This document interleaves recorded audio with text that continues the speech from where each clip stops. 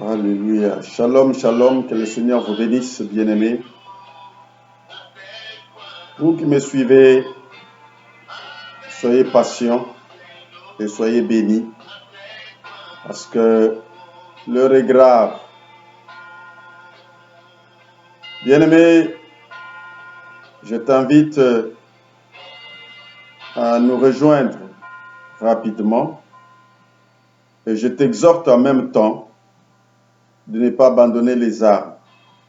Toi, parfois, qui rêves encore, je voudrais que tu ne rêves pas, puisque le temps est sérieux. Nous devons tous venir dans le Seigneur, puisque dans Matthieu, il est écrit « Allez faire de toutes les nations mes disciples ». Peu importe ce que vous êtes, ce que vous avez, ce que vous pouvez, viens, le Seigneur t'appelle. Nous avons un appel spécial. Il y a un appel du berger et un appel au ministère. Alors, pour comprendre cet appel, parce que beaucoup de gens ne comprennent pas leur appel, aujourd'hui nous avons une grande difficulté. Ne nous voilons pas la face. Nous avons brûlé des étapes. Nous sommes devenus aujourd'hui des serviteurs par nous-mêmes. Nous n'avions pas attendu le temps du Seigneur. Mais peu importe, mais tu peux te rattraper. Sinon, le temps va te rattraper, bien-aimé. Nous ne cessons pas de nous exhorter. Nous ne cessons pas de nous assister parce que c'est notre affaire. Esdras dit, cette affaire nous concerne. Ne nous voilons pas la face comme je venais de dire.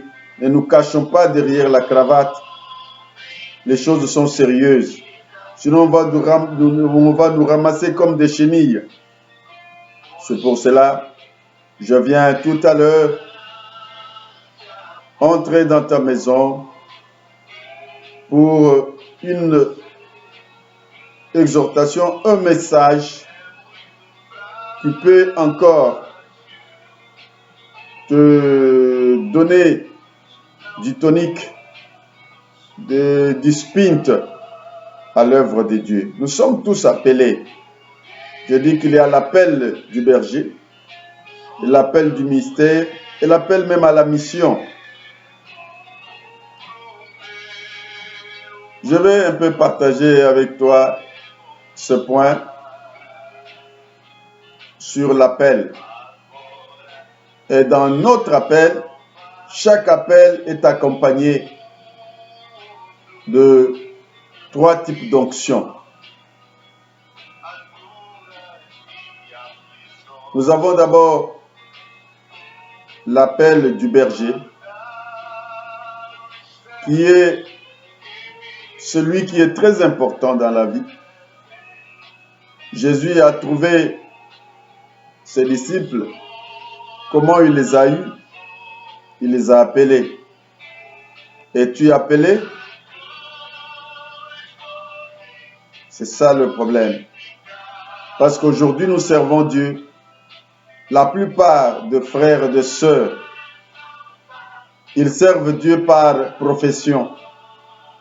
Or, c'est une grande aberration. Nous devons le servir par vocation. Alors vérifie si c'est par vocation que tu le fais ou par profession. Je vous bénis, vous qui avez l'habitude de me suivre, malgré les circonstances et le temps, mais nous sommes prêts à partager la parole du Seigneur. Prions pour mon offrande et rendons grâce à Dieu. Père, je te rends grâce pour ces instants que tu nous accordes pour partager avec mon frère, avec ma soeur, avec cette grande servante de Dieu, ce que tu as mis en moi. Je ne suis pas plus que les autres, mais ce que j'ai à partager parce que je l'ai reçu de toi. Laisse que ces instants soient dominés par une onction particulière qui nous aide à comprendre ce que nous sommes et que les langues de feu soient sur nos têtes pour communiquer des choses très importantes. Brûle la langue de bois sur mes lèvres et mets celle de feu pour neutraliser, paralyser toutes les oppositions, les résistances.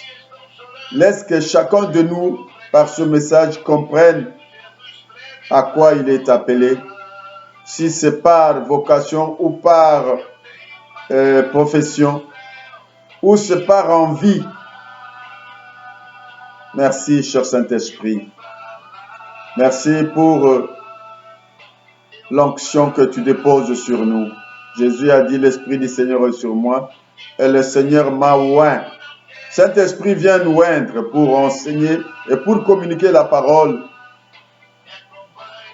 du dernier temps. Révèle-nous, inspire-nous. Au nom de Jésus-Christ, les saints disent Amen. Oui, nous sommes là pour communiquer le merveille du Seigneur. Nous sommes là pour partager avec toi les 3 onctions. Et dans ces 3 onctions, je les place dans les appels de Dieu. Bien-aimés, suivez-moi bien. La parole de Dieu est claire et simple. Alors, je voudrais vraiment que quelqu'un comprenne son appel. Parce qu'il y en a qui ne sont pas appelés, il y en a qui le sont.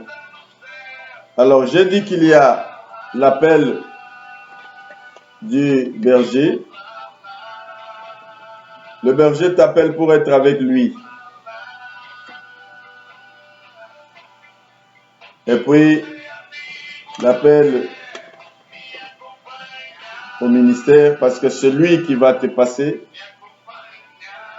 au ministère, et l'appel à la mission aussi. Alors, je voudrais commencer avec l'appel du berger. Pourquoi le berger t'appelle? C'est pour que tu restes avec lui. Il va t'alimenter, te former. Premièrement, d'abord, c'est pour que tu noues la relation avec lui, le connaître à fond, afin de lui permettre de t'utiliser à son service comme instrument bien taillé, façonné, fignolé à sa volonté.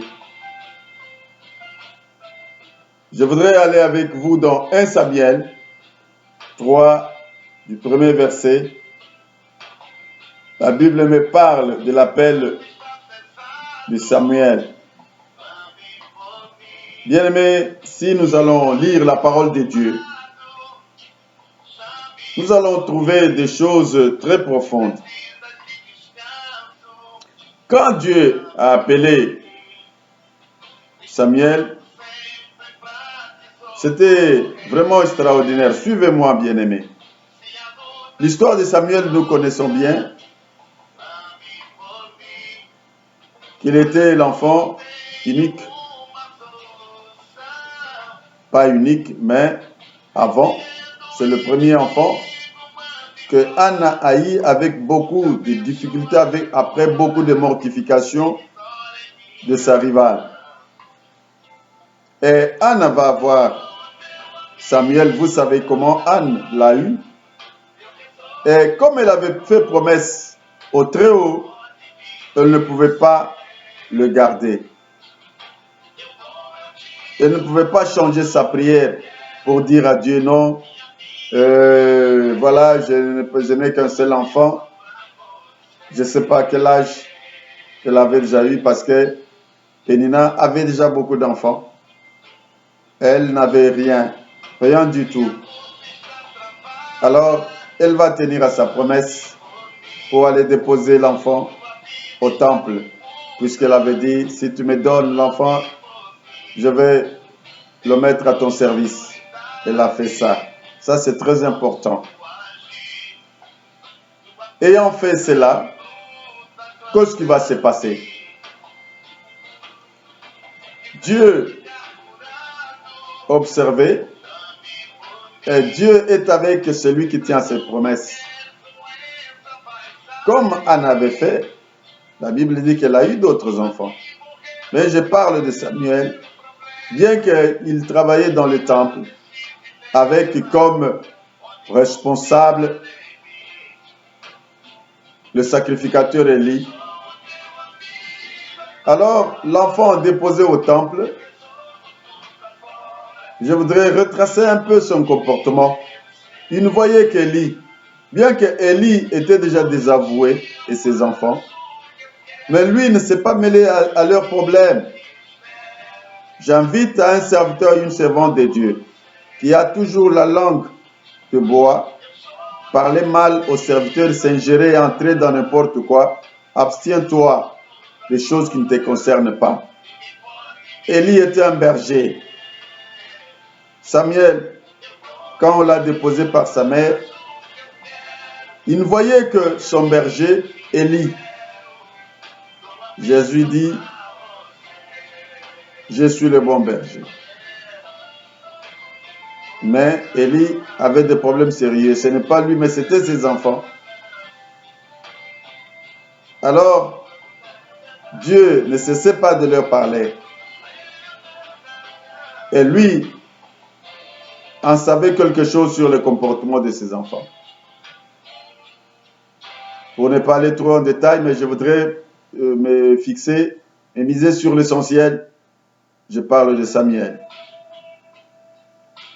C'est un exemple, un bon exemple pour toi qui aspires à de grandes responsabilités évangéliques ou spirituelles. Beaucoup ont commis beaucoup de gaffes. Beaucoup se sont mêlés dans la vie de leur berger. Aujourd'hui, ils sont sous la malédiction sans le savoir.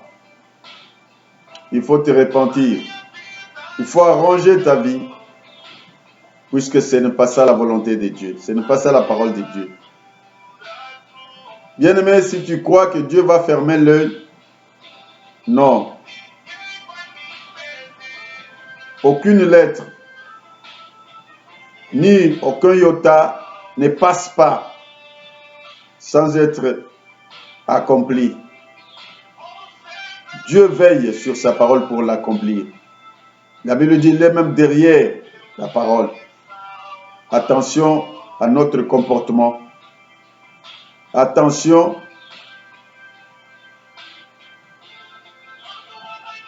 encore. Le jugement va bientôt apparaître et ça sera compliqué. Alors, qu'est-ce que je dois te dire encore? Le jeune Samuel au service d'Élie. Quand tu reçois l'appel du berger, tu es encore au service du berger. C'est comme comme la parole de Dieu disait d'Élisée. Élisée était serviteur d'Élie. Et c'est Élie qui était serviteur de Dieu. Pas seulement Élisée, même Josué était serviteur de Moïse. Mais c'est Moïse qui était serviteur de Dieu. Quand tu reçois l'appel, tu es d'abord au service du berger. C'est la parole de Dieu, je n'invente rien. Aujourd'hui, beaucoup ne veulent pas entendre ça. Aujourd'hui, il y a des générations qui n'ont même pas de père ni de berger. Règle cette affaire-là. Toi qui vas m'entendre, toi qui vas me suivre. Sois en contact avec celui qu'on appelle berger ou qu'on appelle père. Je vais en arriver. Le berger, c'est le père. l'apôtre Paul dit, même si vous avez beaucoup de maîtres, parce qu'il y a aussi des maîtres, il n'y a qu'un seul Père.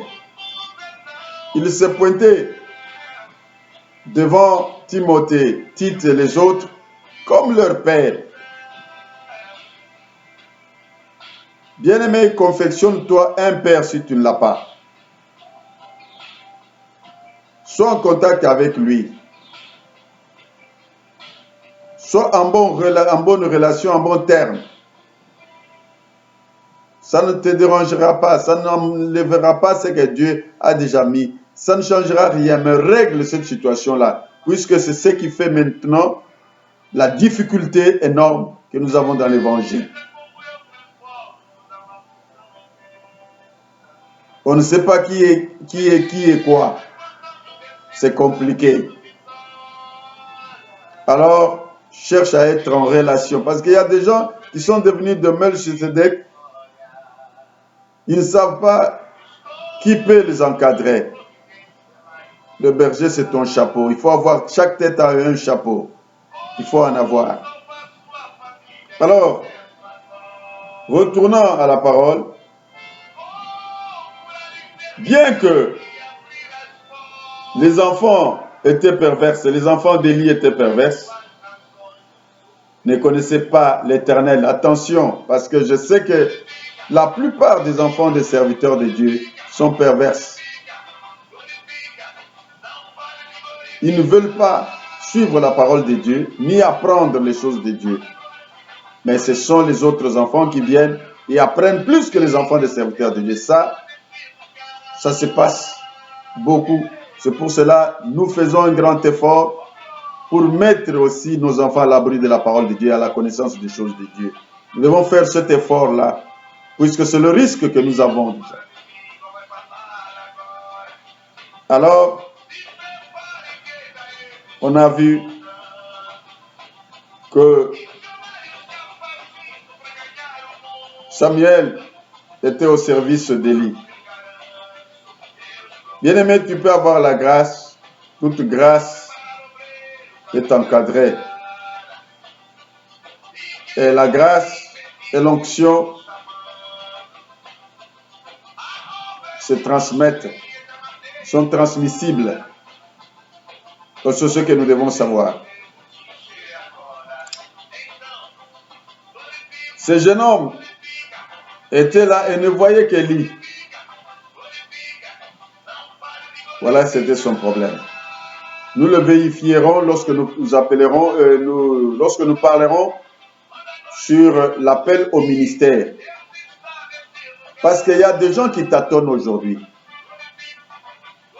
Et ce que je dis, je le dis en connaissance des causes. Il y a des gens aujourd'hui qui se croient éminents serviteurs, mais leur appel est douteux.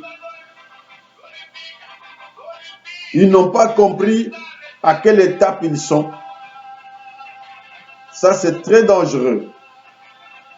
Ils sont en train de toucher et croire que parler trop, avoir des chaînes, avoir de ceci, cela, des moyens économiques, et c'est ça avoir reçu. Non.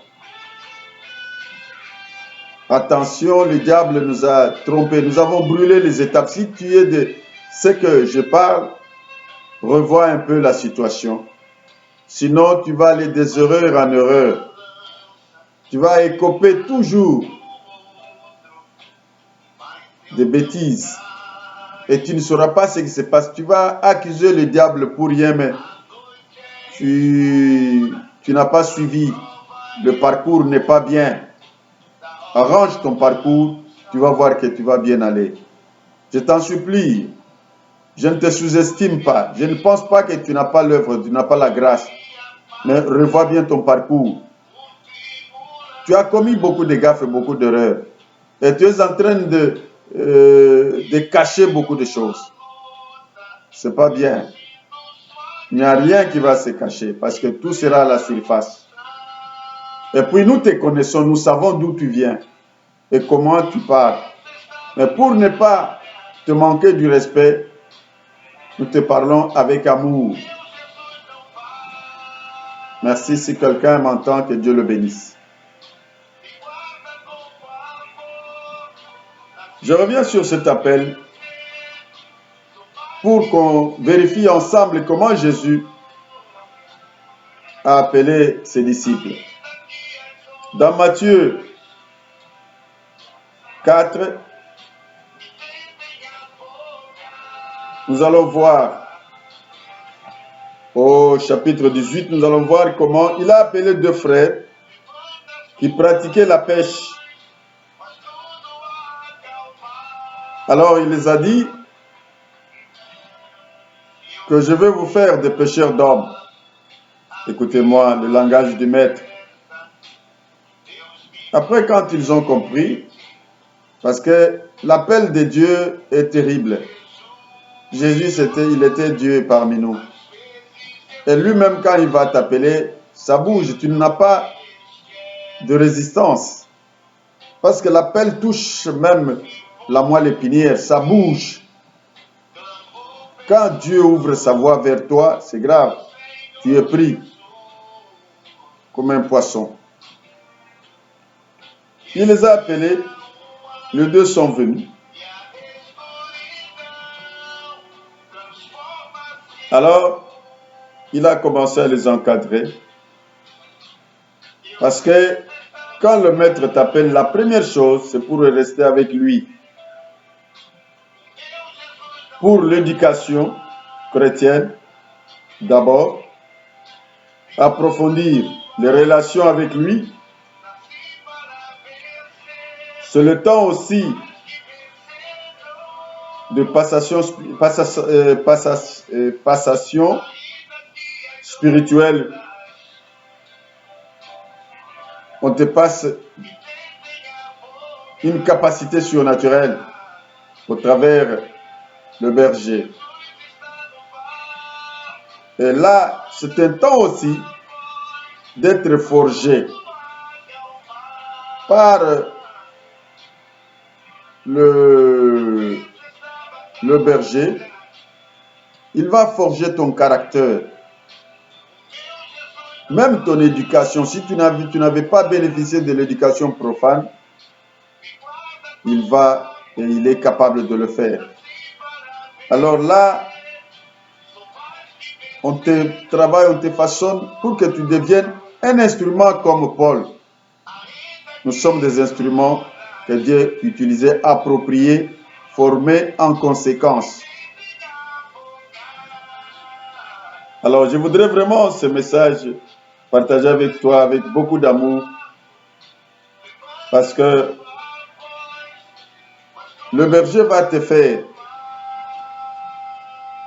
et son enfant légitime.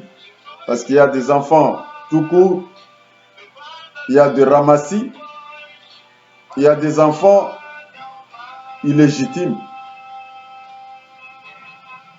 Alors, tu vas voir que chaque berger doit te façonner et te préparer selon le travail que Dieu a à faire avec toi. Alors, ne refusons pas les bergers. Ce sont des personnes que Dieu prépare pour nous, pour une grande élévation. Quand on te façonne, il y a des choses qu'on enlève. Et entre-temps, il y a des choses que Dieu met et place en toi. Il y a des choses qui changent. C'est comme les disciples.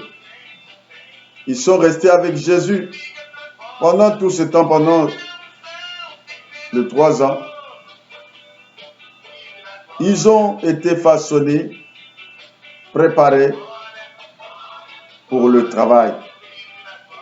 Bien-aimé, je n'ai vu aucun des disciples que Jésus a dit que toi tu es docteur, toi tu as, bien qu'on les appelait les apôtres, mais d'abord, on les appelait ils étaient d'abord disciples. Disciple vient du mot discipline.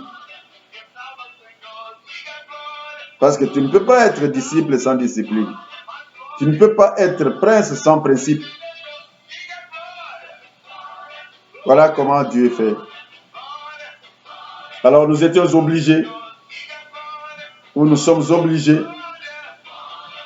d'être là, d'être enfant légitime, parce que, comme je disais, que la grâce, l'onction et la vision sont transmissibles. Alors, au niveau profane, le maître équilibrera la vie, le comportement, le parcours et la capacité de chacun pour la défense de l'œuvre du Seigneur en son absence. Alors c'est lui qui a un jour testé les disciples après l'appel. Quand vous allez dans Luc 10, verset 21, vous allez voir que Jésus les avait testés. Dans leur premier test, ils étaient très contents du travail qui était réalisé. Alors, ça c'est le cas de Jésus. Il a appelé les disciples jusqu'à les totaliser. Et laisse-moi vous dire qu'il avait aussi les autres disciples en secret, des gens comme les Nicodème, comme les Zachée. C'était des disciples de Jésus dans le secret. Un berger, c'est un grand formateur. Et d'abord, il forme par sa vie, par la parole, son comportement et consort. C'est ainsi que, à l'appel du berger, tu vas rester avec lui, tu vas apprendre, tu vas être à ses pieds. Ce n'est pas ce qui est pareil. Il y en a qui ont accompli ce travail, il y en a qui ne l'ont pas accompli. Pourquoi? Parce qu'ils étaient pressés. Ils voulaient rapidement manger des choses mûres. Mais il fallait les endurer, il fallait les préparer. Il fallait être capable. Alors c'est pour cela, ne nous voilons pas la face, bien-aimés. Ne nous flattons pas, puisque nous avons beaucoup à partager. Parce que nous sommes de ce monde et nous vivons. Il y a les anciens qui disent que les expériences m'ont rendu sage. Ne camouflons pas la parole de Dieu. Clairement, ouvre-toi à celui qui te prépare. Tu peux tromper, tu peux dire tout ce que tu veux, mais tu as appris derrière quelqu'un. Dieu se cache toujours derrière quelqu'un. Tu as appris derrière quelqu'un. Il ne faut pas cacher ça parce qu'un jour, le Seigneur te dira ça. Tu as appris au pied d'eux. C'est comme les Paul étaient au pied des gens comme des Gamaliel. Alors, dans l'appel du berger, ça correspond en même temps, parce que quand tu es dans l'appel du berger, c'est-à-dire, il vient, il va vérifier si tu as reçu Jésus comme Seigneur et Sauveur, tu vas passer par le baptême, et quand tu es baptisé, tu commences à suivre la formation chez lui, et puis, qu'est-ce qui va se passer? Sa vie, tout ce qu'il va faire de bien ou de mal, c'est un enseignement pour toi. Ce qui est bien, vous allez prendre. Ce qui est mauvais, ça vous permettra maintenant de vous en tirer des solutions au moment où tu tomberas dans un cas pareil. Tu diras, ah, je l'ai appris, j'ai vu mon mentor. Non, ce n'est pas bien. Je crois que je me fais entendre. C'est pour cela que tu vas voir dans la Bible, tout ce que David a fait de bien ou de mal, c'est écrit. C'est un enseignement aussi pour nous. Ça te permet d'être avisé, déjà prudent devant une mauvaise situation que j'ai passée. Parce que ça fait part aussi de l'enseignement. Puisque celui ton exemple, je ne vais pas m'attarder là-dessus. Jésus a appelé ses disciples, il est resté avec eux, c'était pour les enseigner. C'était pour déposer le mystère caché qui était avec lui en ses disciples. Bien-aimés, nous transmettons. Nous pouvons rester avec vous beaucoup de temps sans vous dire rien, mais Dieu est en train de communiquer les choses. Il est en train de faire la mutation des choses, des grâces. Sois toujours à côté de ton berger, cherchez-le, partage avec le, même si tu es loin, prends un jour, prends un moment, viens rester avec lui, partagez, priez aussi avec lui. J'ai toujours conseillé aux enfants de prier toujours avec les vieux, parce qu'ils en ont l'expérience. Alors, c'est pour cela que quand nous parlons de l'appel, il y a beaucoup de choses qui se passent et qui ont échappé à des éminents serviteurs que nous avons aujourd'hui. Si nous revérifions bien notre appel, nous n'allons pas tomber à côté. Il y a des enfants qui ont pris des choses comme ça au milieu et qui vont vaille que vaille. Mais quelque part, vous allez cogner au mur. Ça sera difficile. Quand vous allez chercher à réparer, c'est déjà trop tard. Mais Dieu met toujours à nos côtés des personnes pour nous aider. Alors, voilà, pour Samuel, c'était Élie. Pour les disciples, c'était Jésus. Alors, je vais toucher le cas de Paul. 1 Corinthiens 4, versets 14 à 17. Il parle sur ses enfants, il parle sur Timothée, il ne les laissait pas. Paul, même quand il était déjà vieux, et les Timothée, les Tite étaient déjà de grandes personnes. Timothée déjà un apôtre et une grande église. Mais si vous allez voir, il écrivait toujours, il exhortait toujours. Il ne voulait pas que le travail, l'œuvre de Dieu, l'œuvre du Fils de son amour tombe, non. De loin, il veillait, il conseillait. Il y en a aujourd'hui, ils ont perdu les traces de leur père.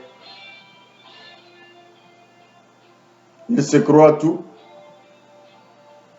Il veut démontrer qu'il est plus que son père et qu'il connaît plus que cela. Non. Nous avons tous été élevés et nous sommes toujours élevés par des personnes que Dieu a données. Alors laisse-moi te dire que Paul, c'est un bon exemple. Dans son ministère, il avait de grandes églises, il a formé de grandes personnes, mais il ne les laissait pas. Il les appelait, il dit à Timothée, mon enfant légitime. Ce n'était pas un rebelle, ce n'était pas un orgueilleux. Il savait qui était son père. Bien-aimé, honore ton père. Il ne faut pas faire de mélange et des erreurs. Il ne faut pas le dénigrer, même s'il est court, même s'il n'a rien, même s'il ne sait pas parler. Attention, la bouche d'un vieux loup pue, mais attention aux paroles qui sortent. Aux paroles qui sortent de sa bouche, transmet la sagesse et l'intelligence. On ne peut pas apprendre à un vieux singe comment sauter sur un arbre. Attention, l'aîné dans la foi est aîné dans la foi. Apprenons à respecter les aînés dans la foi. C'est très important. Alors, j'ai vu que Paul était seulement accroché à Timothée. Attention, bien-aimé, car le Père spirituel te positionne. Le berger va te positionner. Sinon, tu seras sans positionnement dans la vie. Il y en a qui sont là, sans positionnement. Ils vont vaille que vaille, ils ne savent pas où aller, comment faire les choses, mais il devient maintenant un copieur, il commence à copier dans les internets et c'est fini. Non. Nous avons toujours besoin de l'un ou l'autre. Ces gens sont très importants dans notre vie. Le berger, c'est un garde-fou. Il est plus important, il est garde-fou. C'est un père. C'est une personne élevée au rang supérieur. Alors, c'est pour cela, ce genre de personnes méritent l'honneur et le respect. Je parle de l'appel au berger. Et puis, de l'appel au berger, il y a une onction que j'appelle l'onction de lépreux. Puisque je vous ai dit que je vais parler dans l'appel de ces trois types d'onction qui marchent avec l'appel. L'onction de lépreux, sacerdotale et l'onction royale ou prophétique.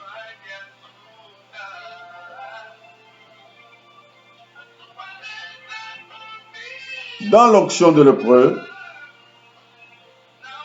selon Lévitique 14, indique que le lépreux restait hors du camp et que le sacrificateur devait sortir pour l'examiner. Ce dernier devait l'asperger du sang du sacrifice, l'amener dans le camp, l'asperger à nouveau à l'aide du sang, puis lui verser de l'huile sur la tête, faisant pour lui l'expiation devant l'Éternel. Bien-aimé, tout croyant né de nouveau a reçu l'onction du lépreux, qui a trait au salut. Dans ce cas, la lèpre constitue un type de péché incurable dans le monde physique, mais guérissable par Dieu. Donc, quand le berger t'appelle, tu sais dans quel état tu es. Et là, tu es vraiment avec l'onction de lépreux. C'est dans quel état? C'est dans cet état que tu es. Alors, c'est pour cela que je voudrais dire à quelqu'un que dans quel état es-tu? Nous vivons le temps du Saint-Esprit. Peut-être le Saint-Esprit va te trouver dans cet état-là de lépreux. Tu auras ta dimension selon l'état dans lequel tu te trouves. Parce que les gens ne comprennent pas bien la profondeur des choses de Dieu. Si le Saint-Esprit est là, vient, te trouve dans l'état de l'onction de lépreux, tu auras ta part. S'il te trouve dans l'état de l'onction sacerdotale, tu auras aussi ta part, comme dans l'onction royale ou l'onction prophétique, tu auras aussi ta dose. Et ce sont des phénomènes que les gens ne comprennent pas dans la parole de Dieu. Il pose des questions, mais comment celui-là, comment celui-ci et celui-là, comment ainsi de suite. Oui, mais tu ne sais pas dans quel état il se trouve. À n'importe quelle chose, nous ne sommes pas la même chose. Nous n'avons pas le même échelon, non. C'est ce que les gens doivent savoir. Tu peux avoir fait la théologie, mais attention, où es-tu passé? Pratiquement, qu'est-ce que tu es? Comment tu conçois les choses de Dieu? Il y a aussi l'école spirituelle que tu dois faire beaucoup d'attention. Ne négligeons pas ça. Alors, nous ne pouvons pas apprendre les choses de Dieu mécaniques, non. C'est une grosse erreur que nous commettons souvent. Alors, laisse-moi te dire que l'onction de lépreux, c'est à cette étape-là.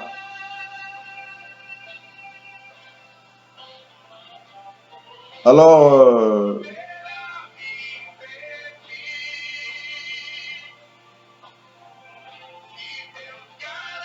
l'homme ne peut rien faire pour éliminer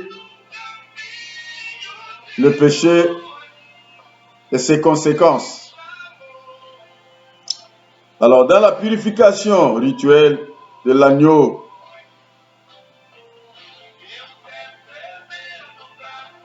pascal, l'Ancien Testament,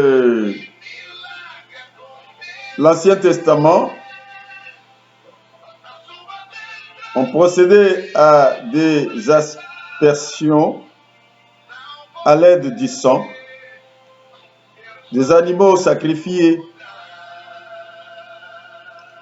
Dans le Nouveau Testament, nous constatons que le seul remède permettant de guérir le péché, tant à cette époque que de nos jours, c'est le sang de Jésus-Christ, le sang de l'agneau coulant, le véritable sang. Le sacrifice d'animaux prescrit dans le Lévitique n'était que les signes annonciateurs du sacrifice parfait de l'agneau de Dieu. Il n'était que l'ombre de la réalité qu'était Jésus. C'est pour cela, Jean 1, 29, Jean-Baptiste, voyant Jésus approcher, il a déclaré, voici l'agneau de Dieu qui enlève le péché du monde. Voici l'agneau de Dieu qui ôte les maladies du monde, la lèpre du monde. Quand on dit c'est la lèpre, c'est le péché. C'est pour cela qu'on dit l'onction de lépreux. Alors, pour ceux qui l'ont reçu, Jésus a été cet agneau de Dieu. Jésus fut l'unique sacrifice capable d'expier le péché du monde. Et dans la publication rituelle du Lévitique, le sacrificateur procédait à l'aspersion du sang, puis de l'huile. Notez bien, il procédait à l'aspersion du sang et puis de l'huile. L'aspersion du sang symbolisait le sang de Christ, tandis que celle de l'huile symbolisait l'intervention et l'influence du Saint-Esprit dans la vie de l'homme. Alors, tout comme le sang de Jésus-Christ est répandu pour tous ceux qui y invoquent son nom, l'onction du lépreux franchit toutes les barrières qui séparent les nations et les dénominations. En effet, quand quelqu'un fait l'expérience de la grâce de Jésus-Christ, c'est le Saint-Esprit qui les convainc de péché et lui donne l'assurance du pardon de Dieu. Alors c'est ainsi qu'à la nouvelle naissance, nous recevons la première onction, est celle du lépreux, qui révèle la puissance du sang à travers l'huile de l'onction qui est répandue sur nous. Alors l'onction et l'administration du ministère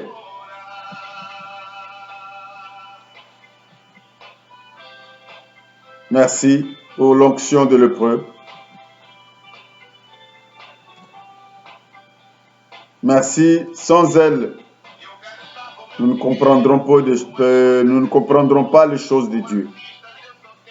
Alors voilà pourquoi je suis en train de partager avec toi sur l'appel. Et cet appel est accompagné de l'onction là, la première onction que je dis, l'onction de lépreux. Il y a la présence du sang et la présence de l'huile. Ce qui traduit le sang, c'est-à-dire que le sang va ôter la lèpre. La lèpre, c'est le péché que tu as. Quand tu viens, tu as le péché du monde, qui est la lèpre. Alors le sang vient effacer. Et quand le sang efface, il y a l'huile. C'est la présence du Saint-Esprit qui te reçoit directement, parce que sans effusion du sang, il n'y a pas le pardon des péchés. Le Saint-Esprit ne peut pas agir là où il n'y a pas le sang.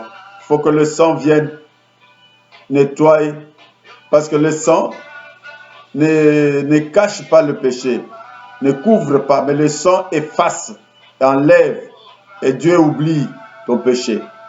Et le Saint-Esprit maintenant commence à côtoyer ta vie. Viens maintenant dans ta vie, commence à te préparer maintenant vers une autre dimension, vers le sacerdoce. C'est là où tu commences à comprendre que maintenant, je ne suis pas un chrétien simple et je suis appelé au sacerdoce. C'est là où tu vas comprendre que maintenant, moi aussi, je suis sacrificateur. Alors là, directement, l'onction sacerdotale commence maintenant à prendre place. Et c'est là où on commence à te préparer au ministère. C'est là où tu commences maintenant à toucher l'appel au ministère. L'appel du ministère se prépare en même temps avec l'onction sacerdotale. Le Saint-Esprit là commence déjà à faire un travail en toi. Si vous êtes un croyant, purifié par le sang précieux de Christ, né de nouveau et scellé de l'Esprit, vous pouvez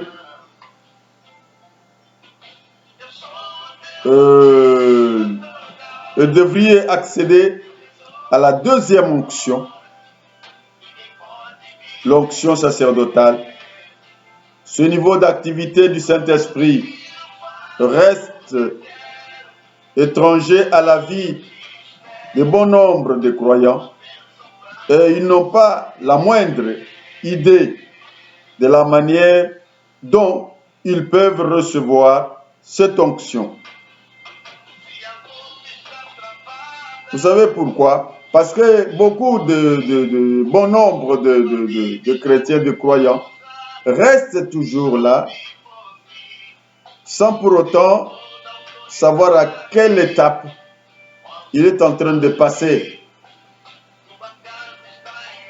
Il reste dans les mêmes choses. Et puis ce n'est même pas aussi sa faute parce qu'il n'est pas sensible. C'est là où tu vois un frère qui sent toujours le désir de toucher par-ci, par-là. Tu vas voir que la personne va aimer les prières, les veillées, les partages. Et c'est là où le berger même commence à te faire toucher certains services. Tu deviens un grand accompagnateur. Tu l'accompagnes par-ci, par-là. Il te laisse certaines choses. Tu vois, c'est comme les disciples, ils étaient avec Jésus par-ci, par-là. Ils voyaient comment il parlait, comment il se comportait, comment il ordonnait, comment il menaçait les esprits. Et c'est là où l'expérience commençait à entrer. Le sacerdoce commençait à entrer dans leur vie. Alors, si vous êtes de ceux-là, je dis si vous êtes de ceux-là, dont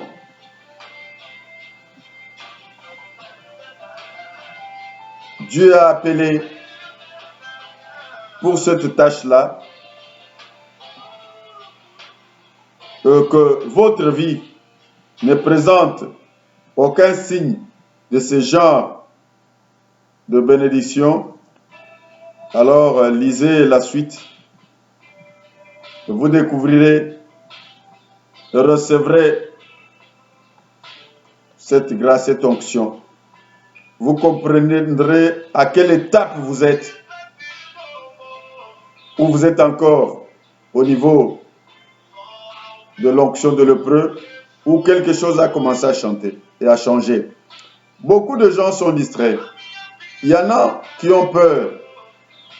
Dieu commence à l'appeler au ministère, mais il ne sait pas. Vous savez pourquoi? Jérémie 1, versets 5 à 6. L'Éternel dit à Jérémie que je t'avais déjà choisi avant de te mettre dans le ventre de ta mère. Pendant que tu étais une masse informe, je t'avais déjà consacré prophète de nation. Et puis, quand vous lisez, vous allez voir, même Dieu avait défini le travail qu'il avait à faire. Bien-aimé, pourquoi tu tardes? Pourquoi tu hésites? Pourquoi tu es partagé entre la vie? Le souci de ce siècle va passer. Comprends ton message. Comprends l'étape à laquelle tu es. Je bien dit, il y en a qui sont encore au niveau de l'onction de lépreux et il y en a qui doivent passer à celle sacerdotale et les autres aussi qui quittent du sacerdotal au royal ou prophétique. Même dans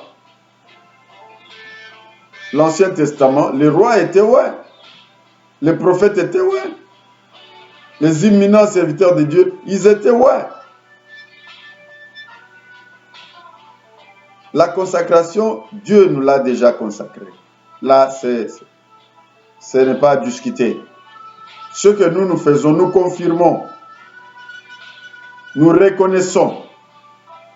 Nous ne consacrons pas des gens, ni des serviteurs servantes, mais nous les confirmons,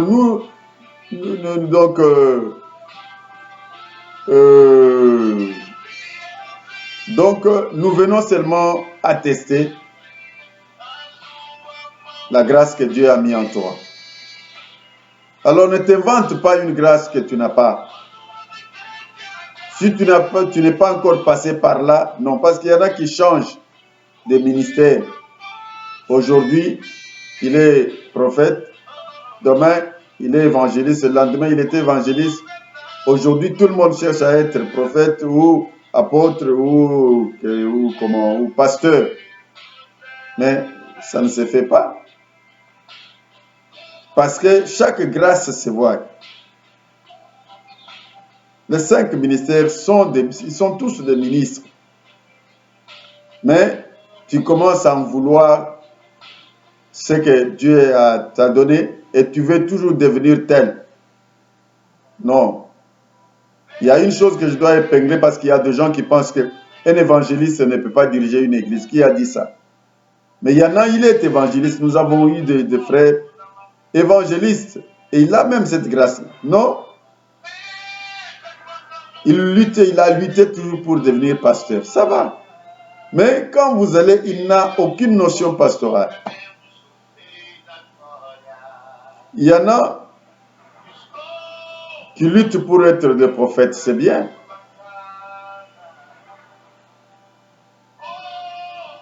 Avoir des visions ou des rêves, ce n'est pas dire que vous êtes prophète, parce qu'il y a le prophète ministériel et il y a des petits prophètes aussi.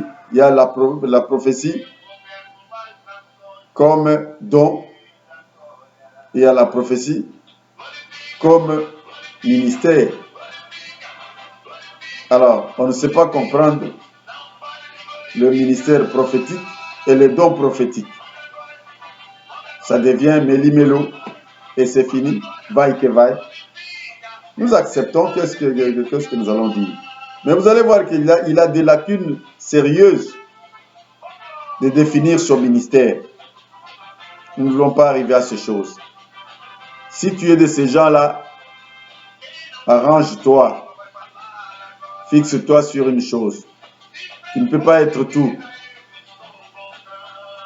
Alors, c'est très important. Alors, bien-aimé, je voudrais que tu comprennes que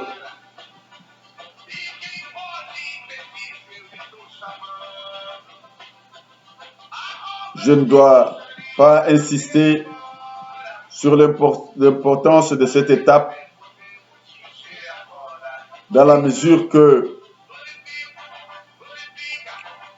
tout membre du corps de Christ devrait exercer un ministère. Or, cette onction est donnée afin de servir le Seigneur, y compris en conduisant des âmes au salut toutefois. Il ne s'agit pas là du ministère que l'on exerce en luttant contre le diable et la maladie, mais en tant que sacrificateur, c'est très important. En effet, nous sommes tous sacrificateurs. Nous sommes des prêtres de Dieu.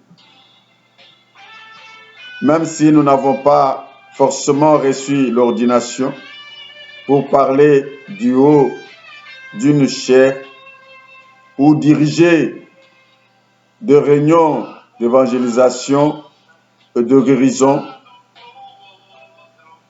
Mais si par conséquent, nous sommes ministres de Dieu, nous avons besoin de la puissance de l'Esprit pour exercer notre ministère.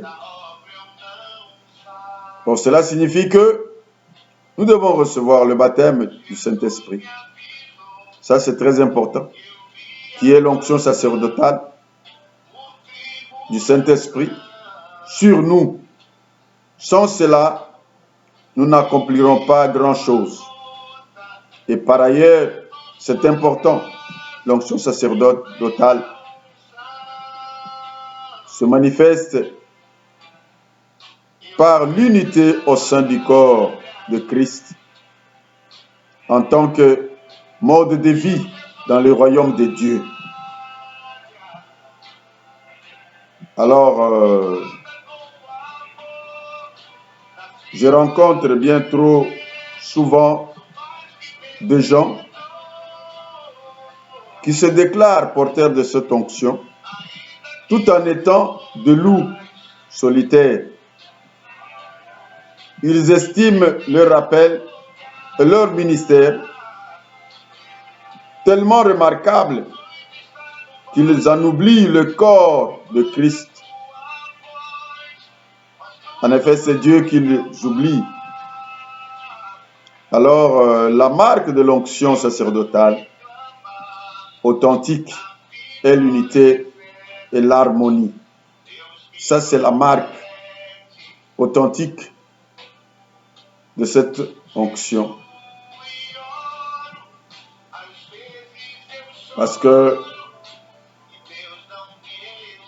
le psaume 133 parle de ça. La Bible dit, voici qu'il est bon et qu'il est agréable pour deux frères d'habiter ensemble.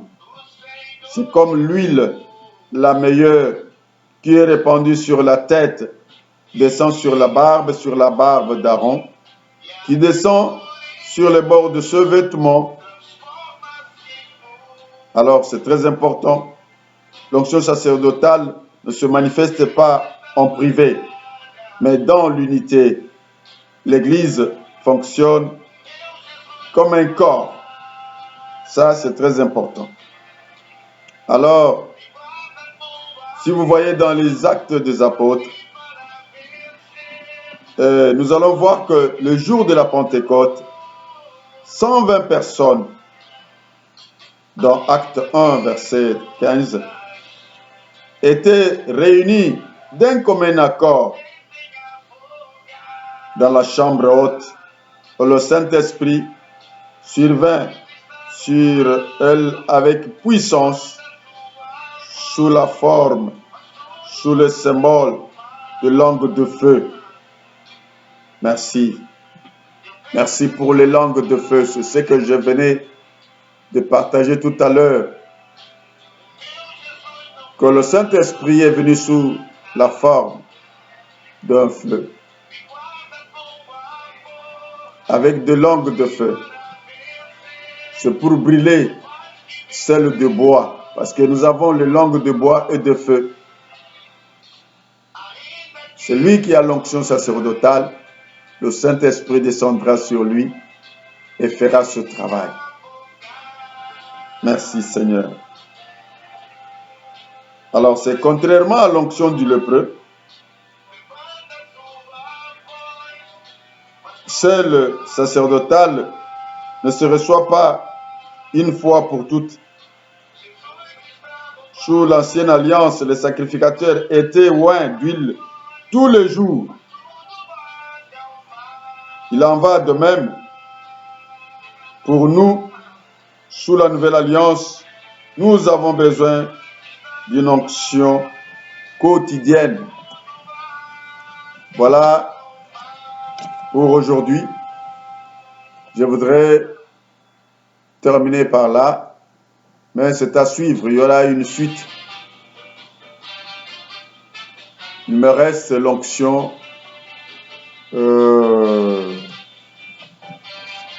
royale ou prophétique, que je vous promets que Dieu nous donnera la possibilité pour en partager. Bien-aimés, nous allons prier. Je veux que tu comprennes vraiment, que tu sois éclairé, élucidé sur ces étapes. Ce sont les étapes importantes, bien-aimés. Suivez-moi bien, que tu as un appel. Quelqu'un est là, il a appelé, il nous a appelé, il nous appellera tous. Pour que nous fassions de tout